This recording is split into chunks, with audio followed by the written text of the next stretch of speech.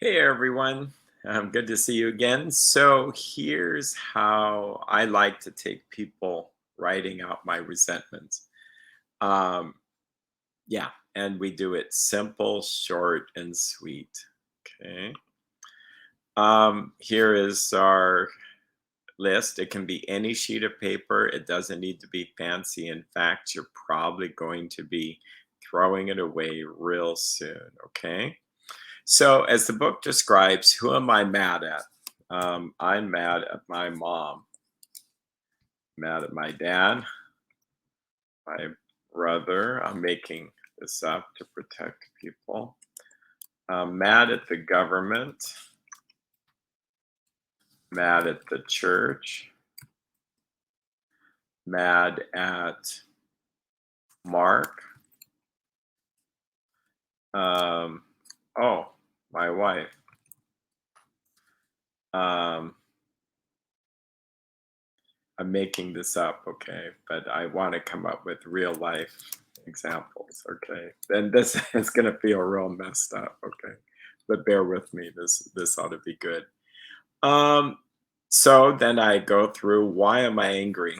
My mom abused me as a kid. Controlling. She's like a witch. Okay, that's where my sponsors say stop. We don't really need anymore. This is not her inventory, okay? This is, um, we just need to know why you're mad. She's abusive, she's controlling, we'll say critical. Okay? Bad, abusive, controlling. Um, he called me names. Okay? Brother, bought, stole girlfriend, makes me feel um, like um, less than. Okay. Um,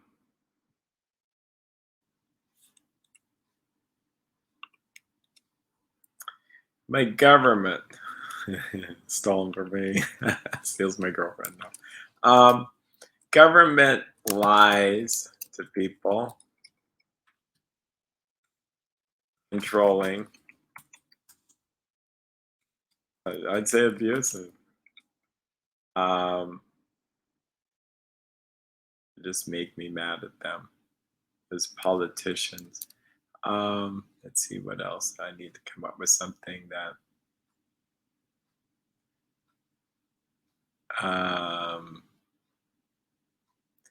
let's say it's the IRS and I owe them money and they are mean. Church, not supportive enough. Bunch of hypocrites. Why is it that we're able to say that a lot? Maybe it's because Jesus called the um, Pharisees hypocrites, so we feel like, hey, that's a good reason to be mad. But the reality is, people are people. They make mistakes. They don't always follow what they preach, whether it's medicine, whether it's politics, whether it's counseling. I mean, it just goes on and on. Mark, he's doesn't follow, doesn't follow through on word. We get together,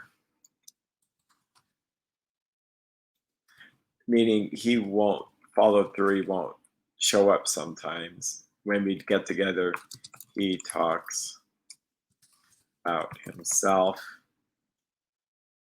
and brags. My wife, She, um, how do I say something that isn't going to be something that would, um, oh, how about had an affair? Um, Critical of me, um, controlling. My son stole. Let's not do that one. Let's think of something different. Oh, um, won't um, help out around the house. He's lazy. What else could I have? And this is made up, you guys. Um,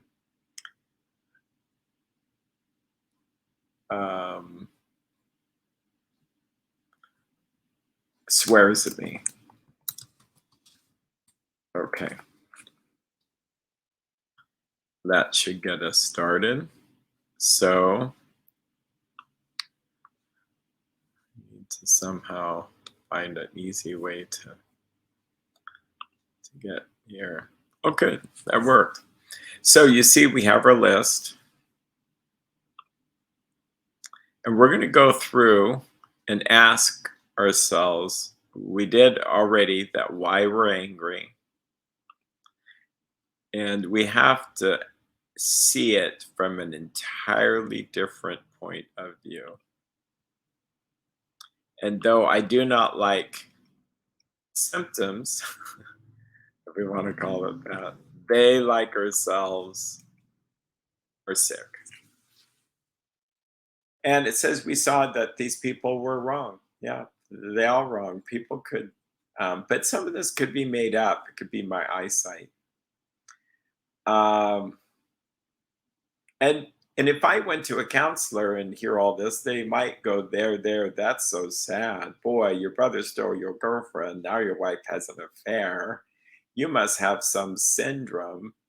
All these people are so controlling of you. Um, yeah. Will that help me get sober?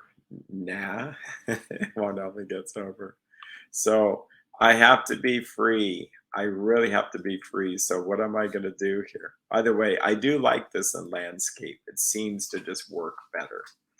By the way, the question will come up, what if you have a whole bunch? I may go as far as 2 sheets, but it goes on and on and on. You're going to find there's a lot of redundancy as to what we're gathering here. We are like panning for gold. Okay. What that means is we are looking for the nuggets of truth about ourselves we do not like. And I got to sift through all the muck of everybody else, sift through all my judgments and all that to just get to what is the little golden idol that's in my life that I need to get in the Indiana Jones movie. It's, am I controlling myself? Have I lied? What have I done? What's my side of the street? I look at my inventory, not theirs. Okay. Um, so,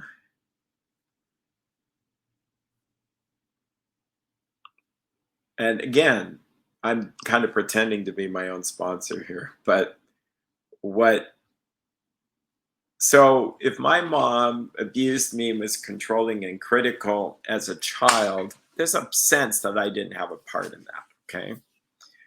But as an adult, maybe she's still this way. So, what is my defect that's generating this? And it could be very different. I'm going to put a whole bunch of different ones. I just may be unforgiving. I just may want to hold a grudge like a poker game, and I'm going to hold on to these cards so that I can play them when I want to. Or maybe I'm perfectionistic, that I just needed a perfect mom. Okay. I'm going to erase this just for notice how it goes a different direction. that I'm perfectionistic, that I just, or I had expectations, or I'm negative. When I go visit her, I just expect it. I'm just waiting for her to say the first controlling critical thing. Or maybe as an adult, I'm abusive back. That's always kind of a shock. Like, I could accuse someone of something, but do I do the same thing? So that's a good question to ask. So I'm going to put, um, I think, expectations for it to be perfect. And you know what? I feel in this pretend model unforgiving that I just can't forgive.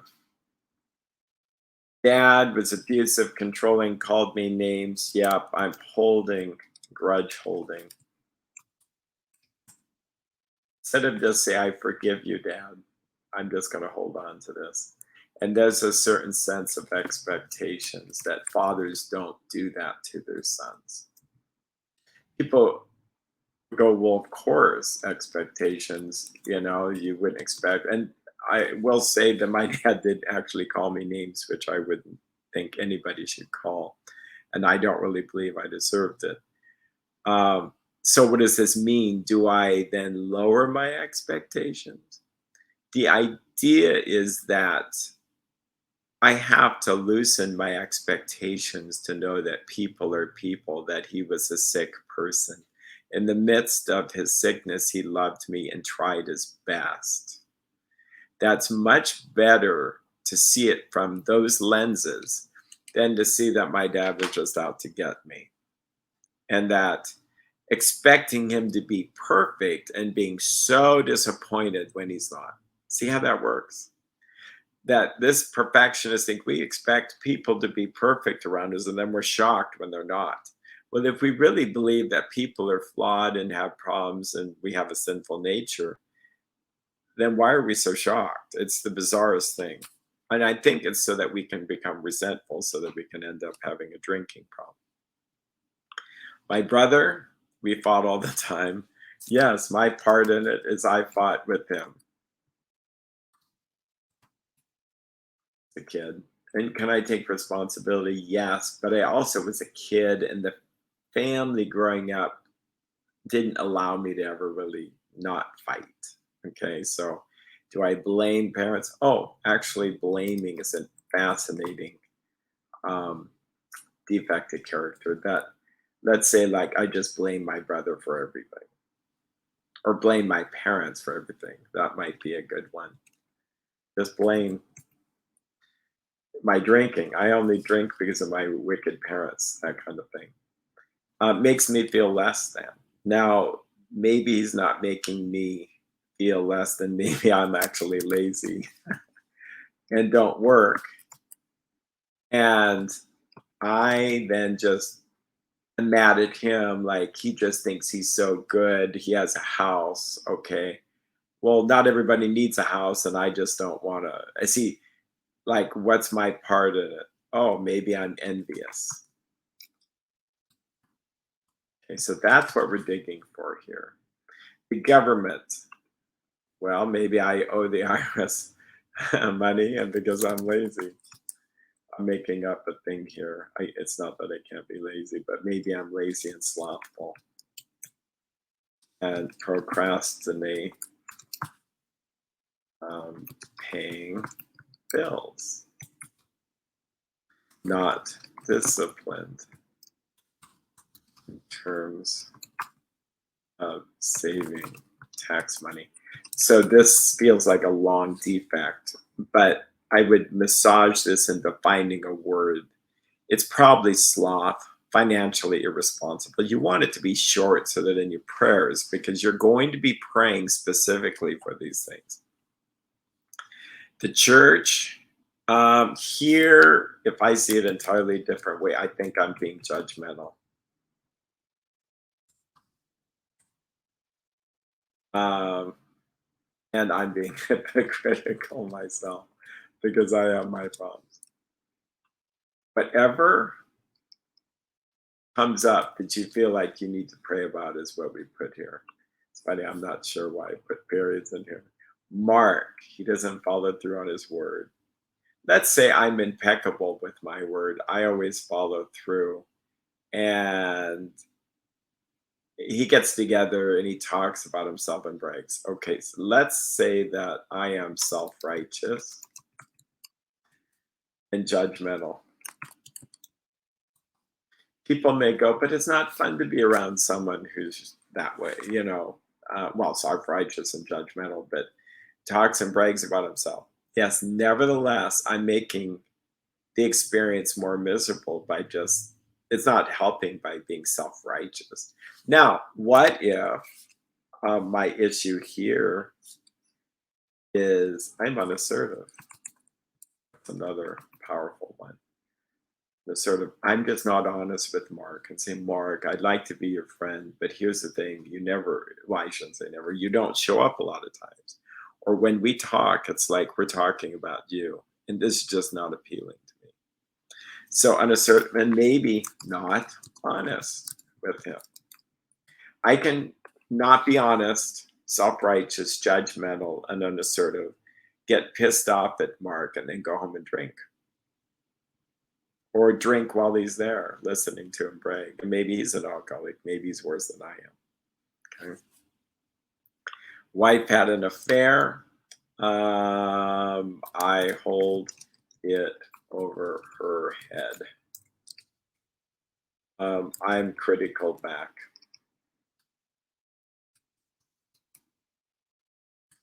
Well, I should just say critical. And believe it or not, I may be controlling in that I feel now I'm trying to control her to not have another affair, which then there's a program for that. It's called Esalen, which I highly recommend for those situations. Critical, what was another one? Expectations. I expected her to be faithful. And people go, are you kidding? Well, doesn't everybody? Here's the thing. If I hold on to that expectation over and over and over and over, I'm going to be miserable. If I accept that this is how it is, then I can be free. My son won't help out around the house, lazy, swears at me. Probably I'm being critical and expectations. Maybe I swore at him. Some of this, I'm making this up, so some of this won't fit like one person doing all the stuff that swore at him. Um, because usually people that swear at people don't really care if people swear back. But so you get the point. Okay, so what are we going to do? I'm going to come up with different font color and bold. Let's see if I can make this work. So with mom, I have to forgive. And I'm going to be accepting. And these are going to be my prayers. But dad,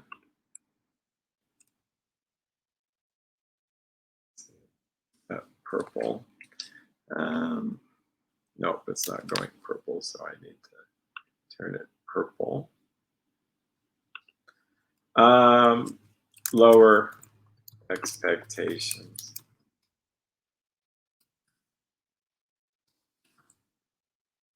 And forgive. And take responsibility for my side of the street. Kind of the opposite of blame. By the way, there's a lot of blame going on, people blaming everybody for their problems. And it really doesn't help improve one's life. With brother, lower expectations, forgive. That could be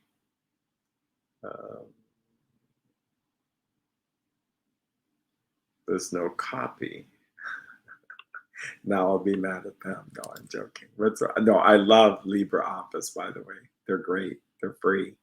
Um, I'm really, really happy with this program. Lower expectations. Envy, there, it's happiness. I'm praying to be happy with what I have. Opposite of lazy, diligent, and responsible. That kind of fits. That I'm trying to take responsibility for my own life, not blame my brother, and be happy with what I have. Lazy, I need to be diligent,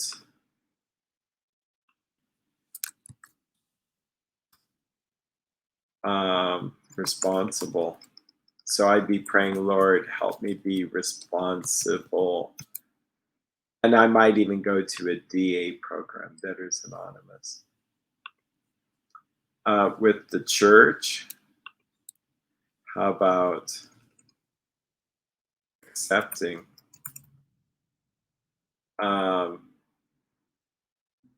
Focus on my own, let's say, recovery. Okay. Acceptance that people are people. It's very immature. Here's my judgment, but I'll say it. It's very immature not to be able to understand that people make mistakes. They do severe things. And I think it separates the children from the adults. Children sometimes don't take responsibility for their own actions. Adults do. Um, so, Mark, I'm praying for assertiveness.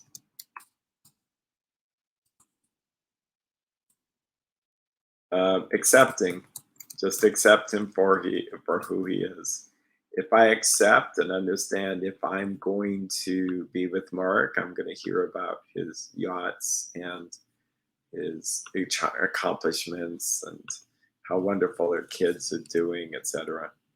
And maybe I'll be honest. Or if I'm more assertive, I'll just start to talk more about myself and to move the dynamic there by God's grace. Affair, oh, this one's simple. What is it out there? You guys aren't live, but forgiveness, accepting.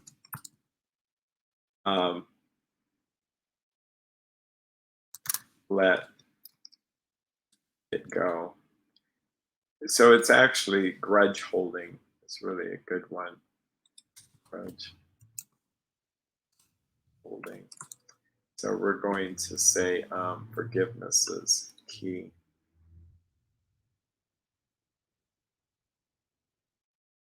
Last but not least, we're going to look at, oops. We don't want to bold our defects. We want our character virtues. Maybe patience is a virtue. Being patient. Maybe he's young. Maybe he's 16 years old. Maybe I haven't taught him. Help me to discipline him, to help him learn to be more respectful, and maybe lowering expectations or wise expectations.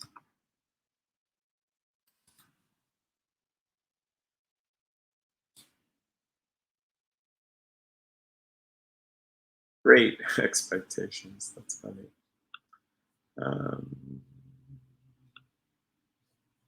So you see where this is going. So we've created a list for ourselves, and I really went to town here with different ones for the sake of the exercise. But the reality is, in real life, people are going to be laughing, saying, "My gosh, it's the same defects over and over and over."